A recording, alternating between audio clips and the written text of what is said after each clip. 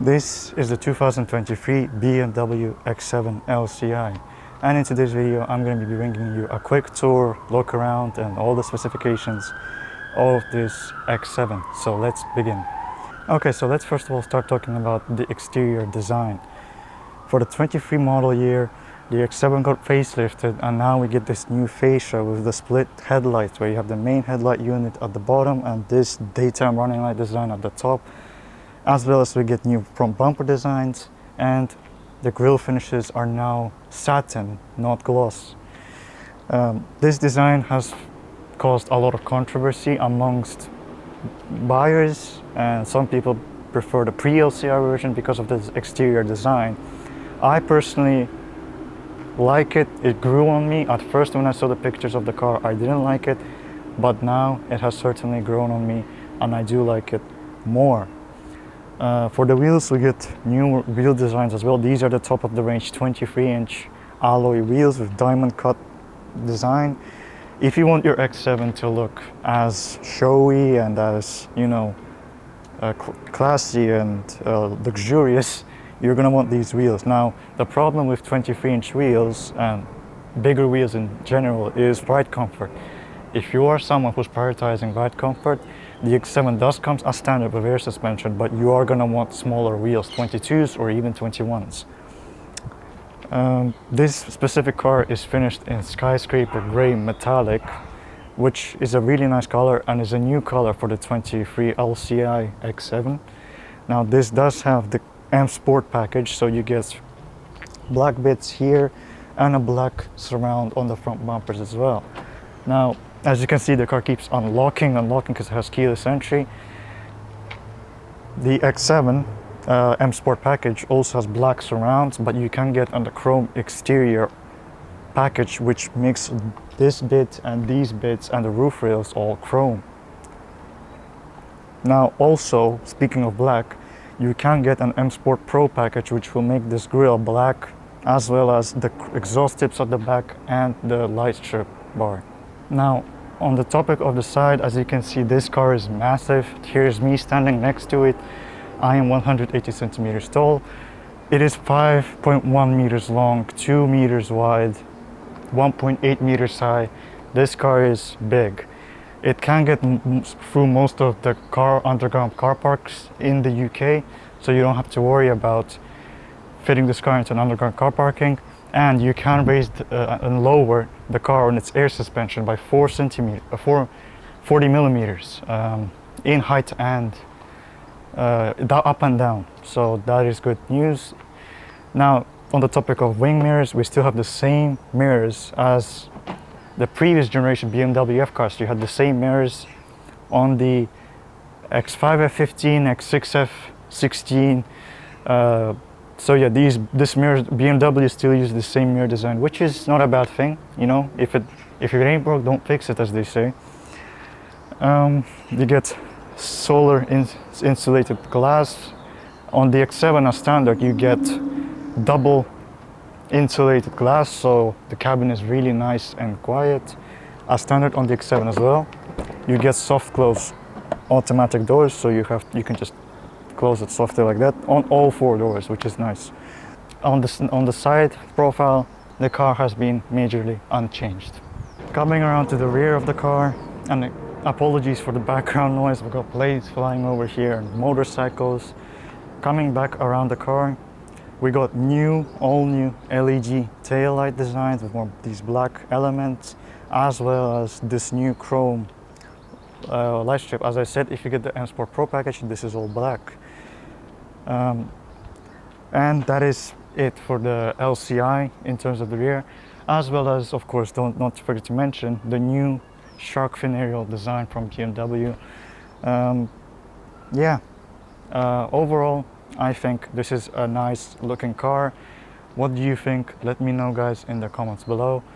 Do you like the LCI X7? Do you like the changes they made? I'll be interested to hear your thoughts. Now let's talk engines. So you have 3 engine options available for the LCI 23 model year X7. You have 2 petrols and 1 diesel.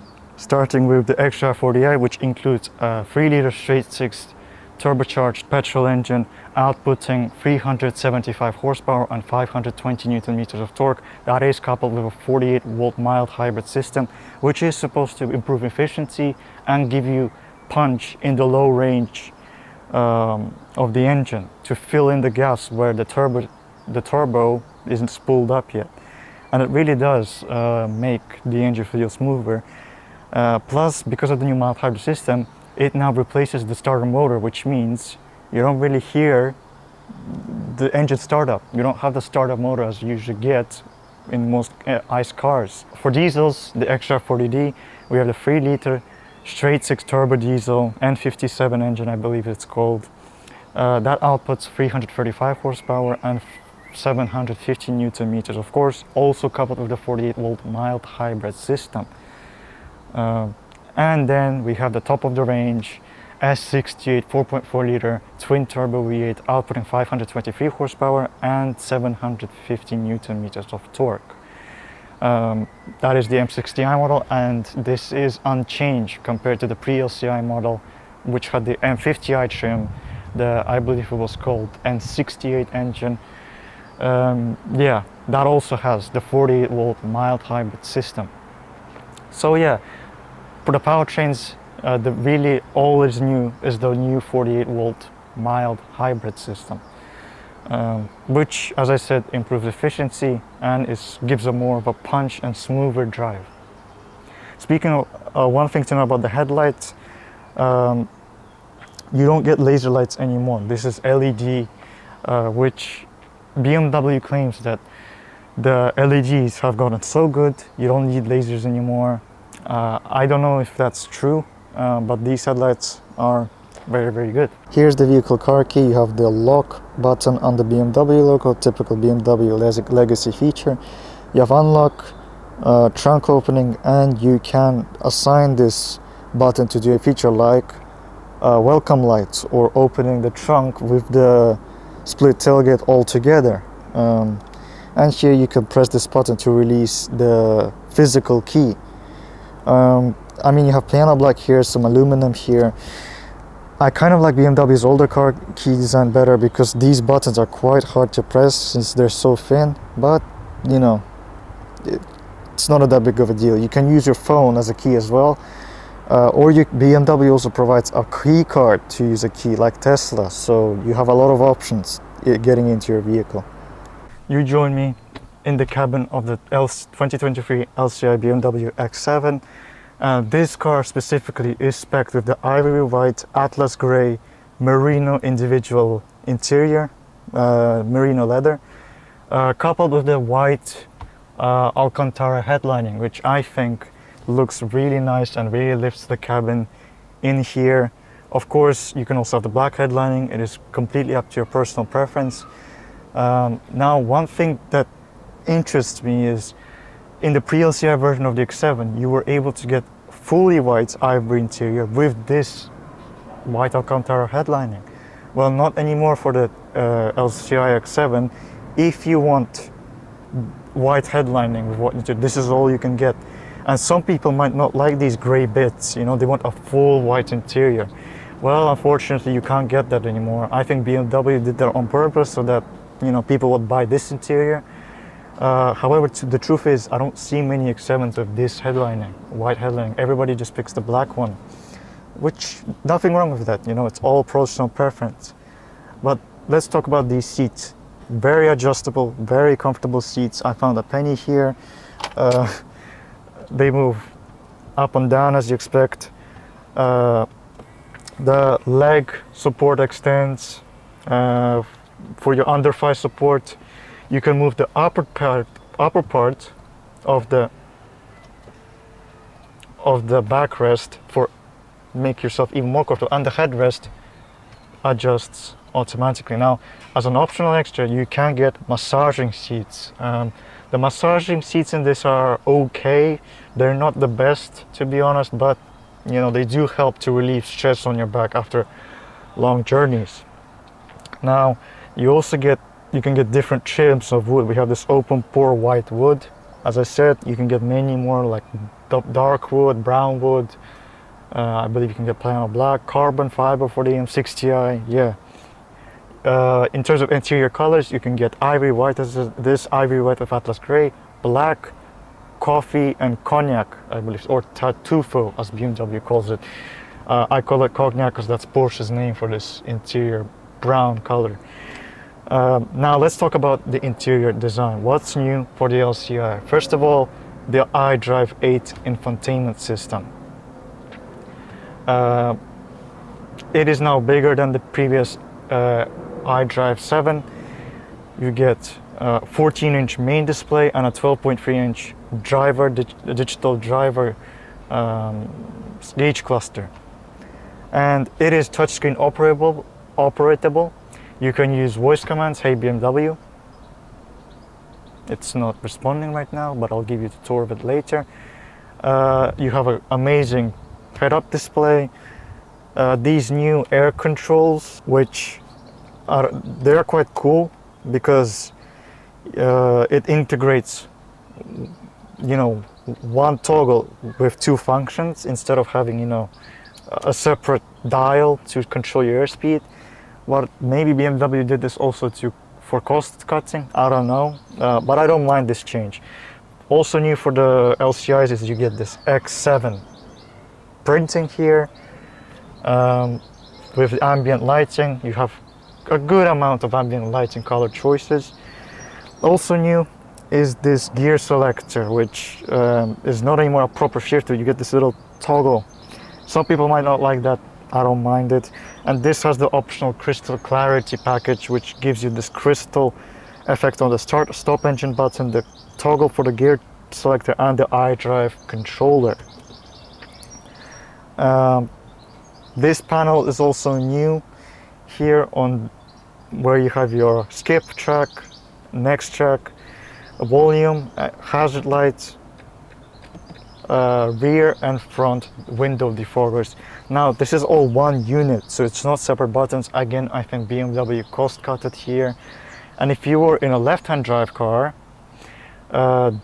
this would be facing you the right way. So the volume up is here, where it's easier for me to access. But because this is a right-hand drive car, we're in the UK, remember, the volume up is away from you. So this is where BMW again cost cut it. They didn't flip it around.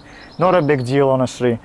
But other than that, really nice interior. So you got leather absolutely everywhere, even down here, down there. Yeah, very nice cabin. I feel like this is this car aspect is £106,000.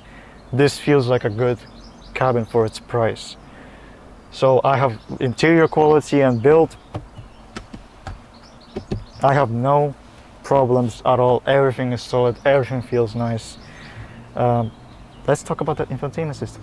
Okay, so let's talk about the infotainment system. This is obviously BMW's newest iDrive 8, and it also had a lot of controversy for moving a lot of the physical buttons that you know and love into a digitalized, option, which, for example, your climate menu is now this row of digital buttons that you have to, click. You want aircon, you have to click that, and it is just not convenient when you're driving. It quite distracts you. However, you can get used to it, and then maybe you're not going to suffer into much issues. What is also gone is BMW's legacy, people's favorites. 128 assignable shortcut buttons. They are now moved onto the screen. Again, the whole point of these buttons is just you were like a click away and you had your function set, but now that's gone, which honestly is a shame. People love these buttons. They were super convenient, but now that's gone. So yeah, of course they are approaching as the most minimalistic interior design they can do. But yeah, this iDrive 8 infotainment system dominates the interior. Of course, you got DAB, FM, AM radio, so you got all sorts of radios you can listen to. Now, In terms of sound systems, you have BMW standard hi-fi loudspeaker sound system. I believe that has 8 speakers.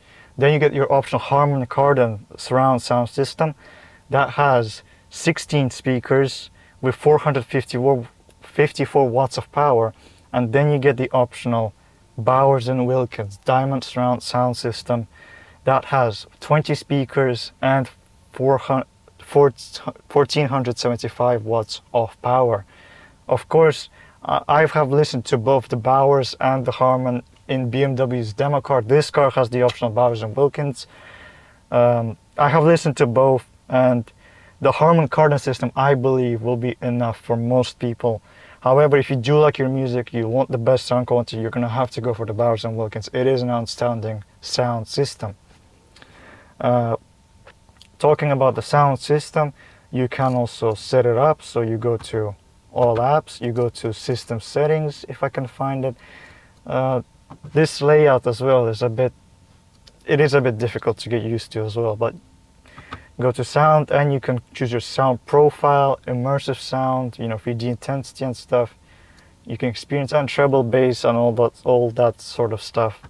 So you can adjust the sound yourself. Gesture control, a very cool function. So if I'm playing radio, I can do this with my thumb. Yep, registered. Next. Again, let's go to, yep. And then I can do this to raise and reverential and respectful coverage. Raise the mood and the focus. Raise and lower the volume. You get the point. It's not it doesn't work all the time, but it is quite a cool feature. We go over to the map. The map, BMW's navigation systems, I believe, are very good. I know most people like to use Apple CarPlay with Google Maps and Apple Maps, but I don't know. In case you don't have your phone with you, I believe BMW's navigation systems are very, very good. Then we can go to BMW's personal assistant, My BMW. It can tell you, what kind of functions you can set on it. You go to weather. You could go into My BMW to check your car's status. Of course, you can set up a BMW ID to set your own profiles, and you can have multiple profiles. So for example, if you have one person, they have their own seat assigned and ambient lighting, sound settings, all that stuff. And then if you have another person, you can just set up another BMW profile, and you got all sorts of profiles. But yeah, iDrive 8, generally pretty responsive, it looks really nice with this big screen, very modern. BMW is already preparing iDrive 9, which is supposed to improve a lot of the flaws of iDrive 8. We'll just have to wait and see what they will offer. But iDrive 8, again, it is a hit or miss. Some people might like it, some people might not.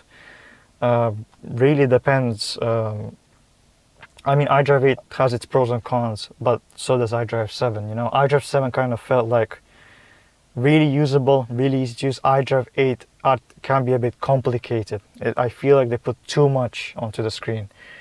I feel like people would forgive iDrive 8 if they would give us physical climate control, but they didn't. Also, we yet to test BMW's voice assistant. Hey BMW, open the sunroof. No problem, I will open the sunroof. As you can see, it registered my command. Now, it is not, again, the most reliable, can be a bit buggy, but, it works. Let's try something else. Hey BMW. Hey BMW. Navigate me to McDonald's.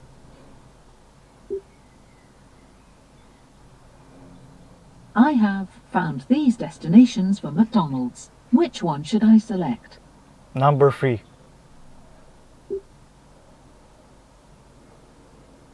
Let's go. As you can see, that was very easy. No problems at all. It is good, I would say, though. It's not Siri level or Google Assistant level, but it is good. It works well. Yeah, we can cancel that. Now, one thing I would compliment BMW is I do like the fact they still kept that physical iDrive controller.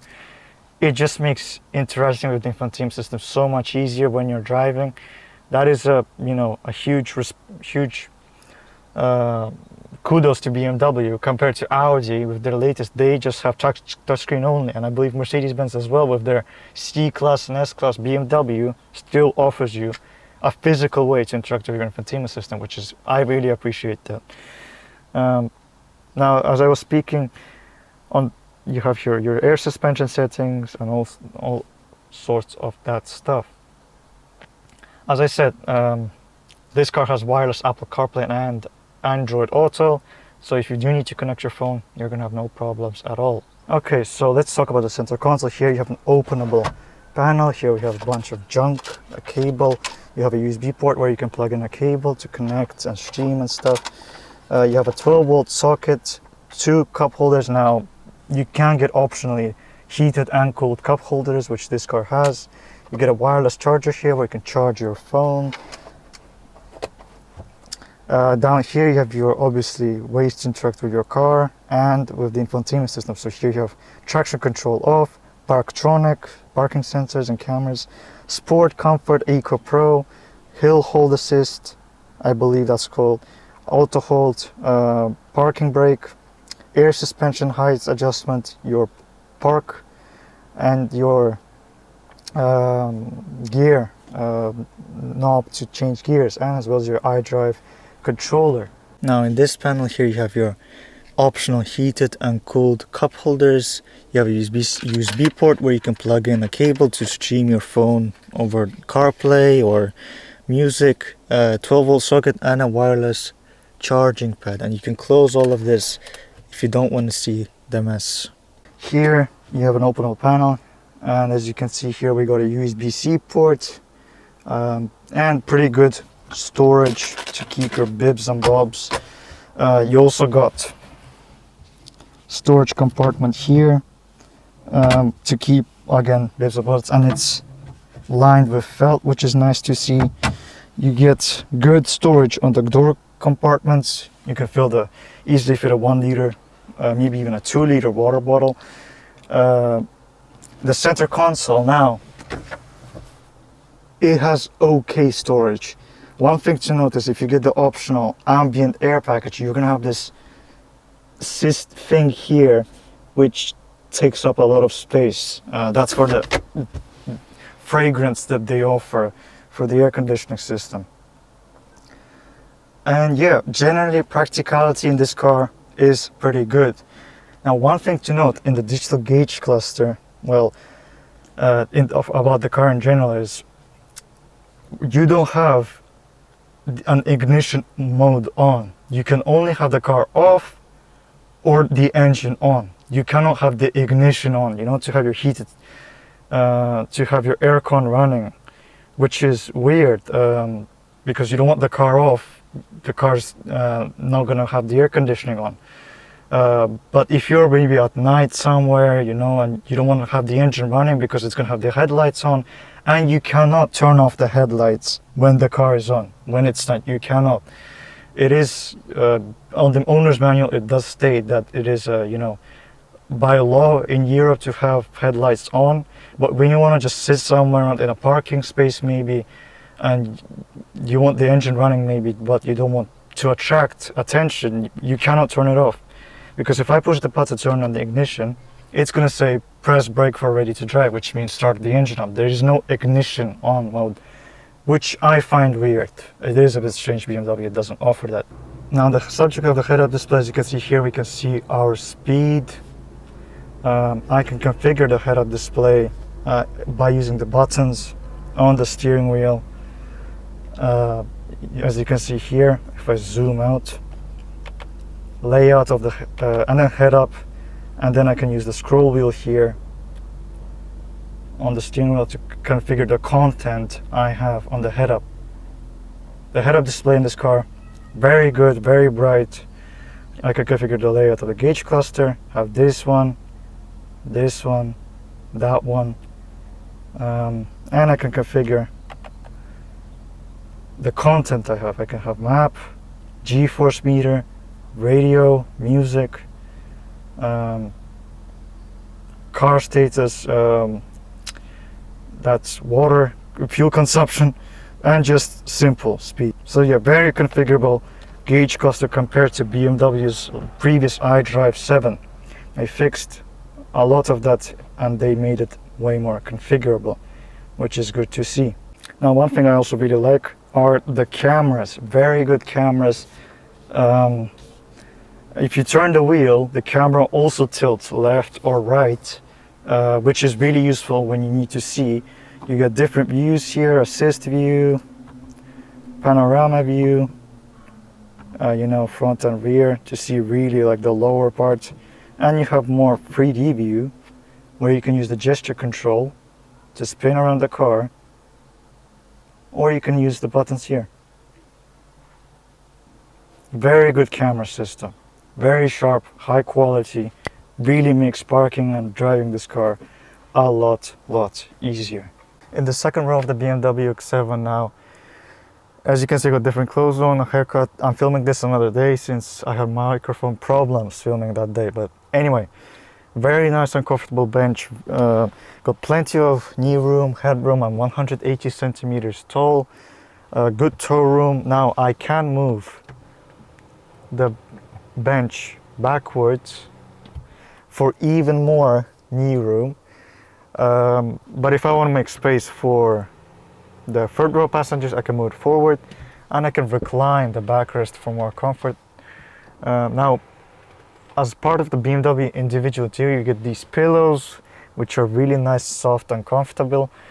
As an optional extra for £600, you can get captain's chairs, which have 2 individual seats. So it's a 6-seater configuration instead of 7-seater.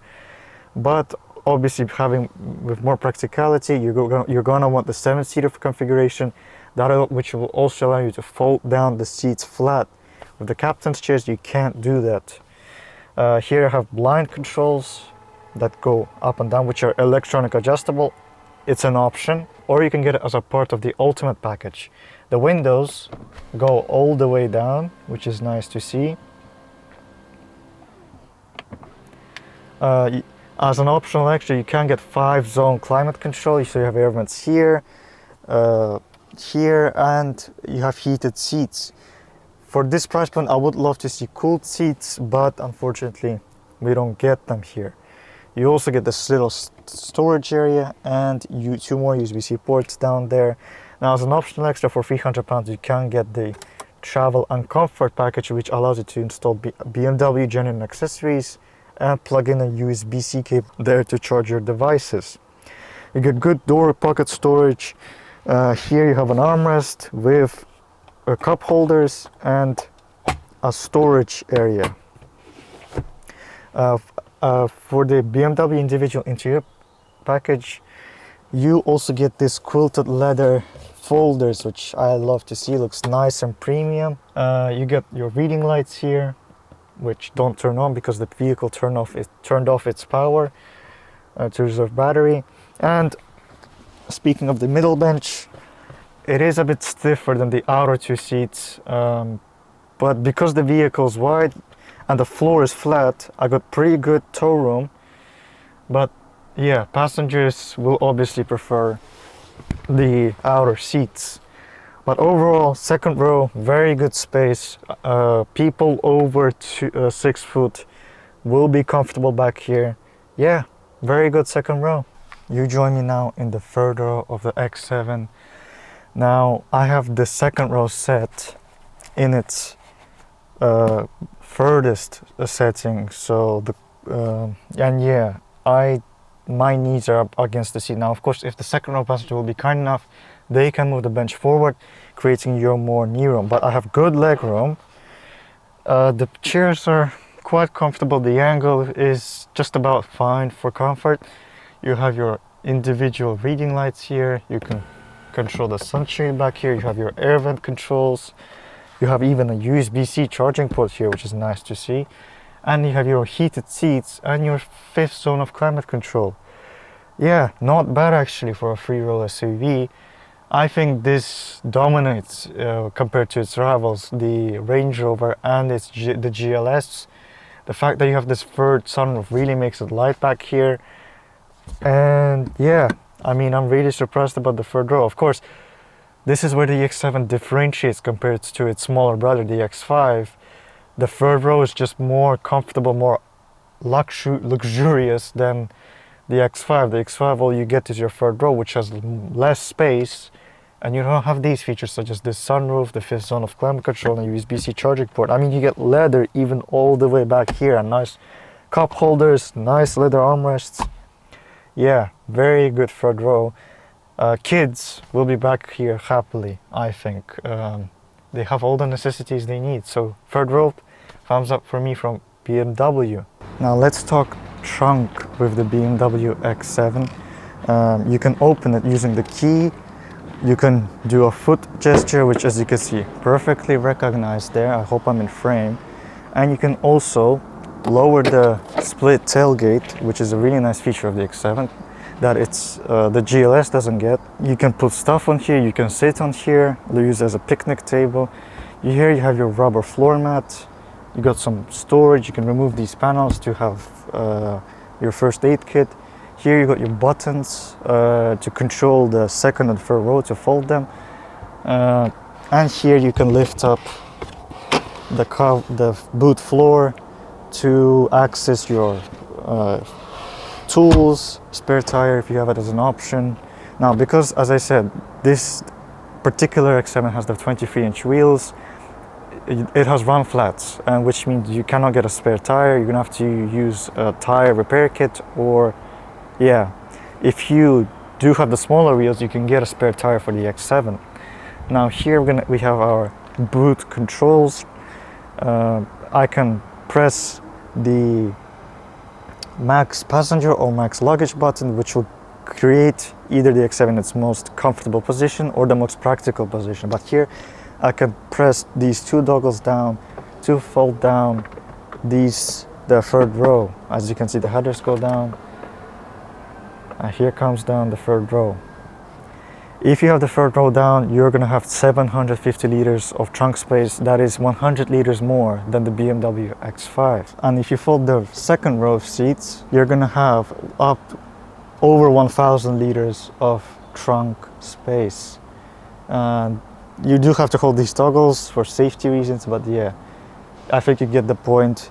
Very practical car, obviously being of how massive it is going to be very practical. And then all I can do is just press the max passenger button. The car will do everything for me to lift up the third row. Very, very useful. I know some people might complain that these are very slow. It's better to have manual, but it is a luxury car, so it's just more convenient having them electrically fold. Yeah, practicality on the car, I think. Obviously, the only downside is if you have all the free seats up, you have 212 liters of space plus the underneath the boot floor. That's gonna give you an extra about 40 liters, I believe. It's not that practical, but it is a problem with all of these three row SUVs. You just don't have that much space when all three rows of seats are up. So if you're looking for a family vehicle that is practical, you're better off with a minivan or a Cadillac Escalade if you're from the US. But yeah, other than that, very great car. That has been it, guys. Thanks for watching. I'll see you again in the next video.